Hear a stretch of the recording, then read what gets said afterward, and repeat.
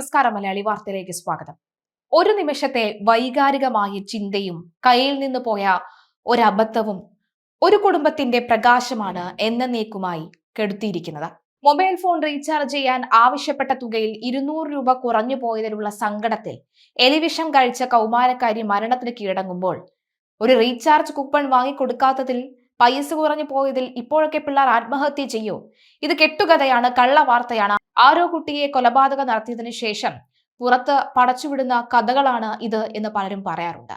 എന്നാൽ കാസർഗോഡ് സ്വദേശിനിയായ ആംന നൂസ എന്ന 18 വയസ്സുകാരി കോഴിക്കോട്ടെ സ്വകാര്യ ആശുപത്രിയിൽ ചികിത്സയിലിരിക്കെ വിട പറയുമ്പോൾ കഴിഞ്ഞ ജൂൺ 25-നായിരുന്നു നാടിനടുക്കിയ ഈ സംഭവം ഉണ്ടാകുന്നത്. ഉപ്പയോട് ജീവനായിരുന്നു ആമിനയ്ക്ക്. ആ ഒരു വാക്ക് താങ്ങാൻ കഴിഞ്ഞില്ല. +2 വിജയത്തിന് പിന്നാലെ ഗൾഫിൽ നിന്നെത്തിയ പ്രിയപ്പെട്ട ഉപ്പ മകൾക്ക് സമ്മാനിച്ചത് വില കൂടിയ പുതിയൊരു മൊബൈൽ ഫോൺ ആയിരുന്നു. അത്രമേൽ ആഴത്തിലുള്ളതായിരുന്നു ആ പിതാവും മകളും തമ്മിലുള്ള സ്നേഹബന്ധം. ഫോൺ റീചാർജ് ചെയ്യാനായി 1500 രൂപയാണ് ആമിന ഉപ്പയോട് ചോദിച്ചത്. എന്നാൽ ആ സമയത്ത് അദ്ദേഹത്തിന്റെ കൈവശം 1300 രൂപയേ ഉണ്ടായിരുന്നുള്ളൂ.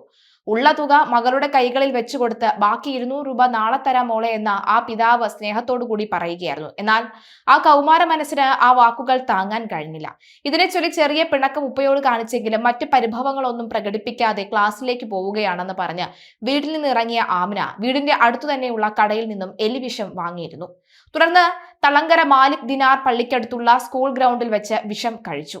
അവിടെ വെച്ച് തന്റെ സഹപാഠിയായ പെൺകുട്ടിയെ ഫോൺ ചെയ്ത് ഇന്ന് ക്ലാസ്സിൽ വരുന്നില്ല എന്ന് അറിയിക്കുകയും ചെയ്തു.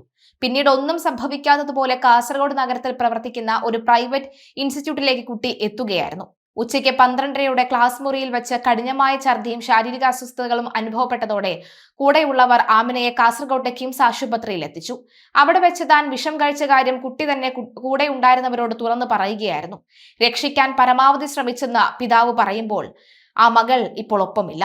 തന്റെ ജീവനായ മകളെ തിരികെ ലഭിക്കാൻ ആ പിതാവ് തന്നാലാകുന്നതിന്റെ പരമാവധി ശ്രമിച്ചിരുന്നു. എലിവിഷത്തിൽ അടങ്ങിയിരിക്കുന്ന മാരകമായ സിങ്ക് ഫോസ്ഫേറ്റ് ആണ് ഉള്ളിൽ ചെന്നതെന്ന് അറിഞ്ഞതോടെ വിദഗ്ധ ചികിത്സയ്ക്കായി മകളെ പിന്നീട് കോഴിക്കോട് ആംസ്റ്റർമിസ് ആശുപത്രിയിലേക്ക് മാറ്റി.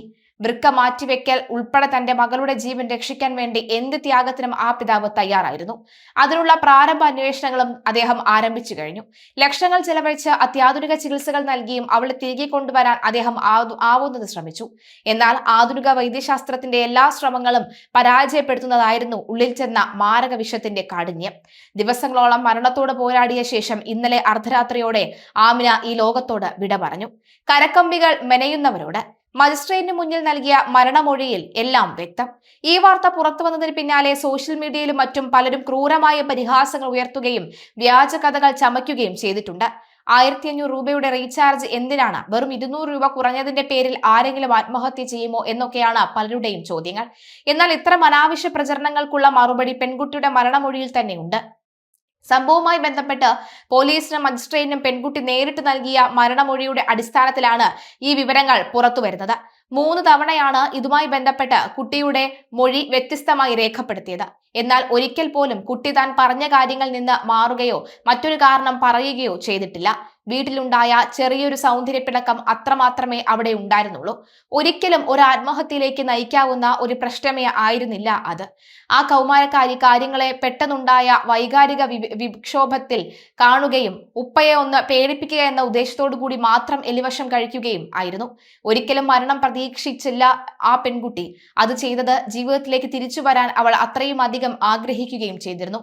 നന്നായി പഠിച്ച് വലിയ നിലയിൽ എത്തണമെന്ന് മോഹിച്ച ഒരു കുട്ടിയുടെ ഭാഗത്തു നിന്നുണ്ടായ ഒരു നിമിഷത്തെ അബദ്ധം മാത്രമായിരുന്നു ഇത്. മനുഷ്യരുടെ മനസ്സ് എങ്ങനെയൊക്കെ ചിന്തിക്കുമെന്ന് ആർക്കും പ്രവചിക്കാൻ പോലും കഴിയില്ല. വാട്സ്ആപ്പ് യൂണിവേഴ്സിറ്റികളിൽ വരുന്ന വ്യാജ പ്രചാരണങ്ങളും സൈബർ അധിക്ഷേപങ്ങളും വിശ്വസിച്ച് തകർന്നിരിക്കുന്ന കുടുംബത്തിന്റെ വേദനയെ ആരും ഇനിയും അനാദരിക്കരുത്. ഒരു ദുർബല നിമിഷത്തിൽ സംഭവിച്ച വലിയൊരു ദുരിതത്തിൽ പൊരിഞ്ഞുപോയ ഒരു നല്ല ജീവനെ ഓർത്ത് ഇനിയെങ്കിലും മനുഷ്യത്വരഹിതമായ പദപ്രയോഗങ്ങൾ അവസാനിപ്പിക്കാൻ സോഷ്യൽ മീഡിയ തയ്യാറാകേണ്ടതുണ്ട്.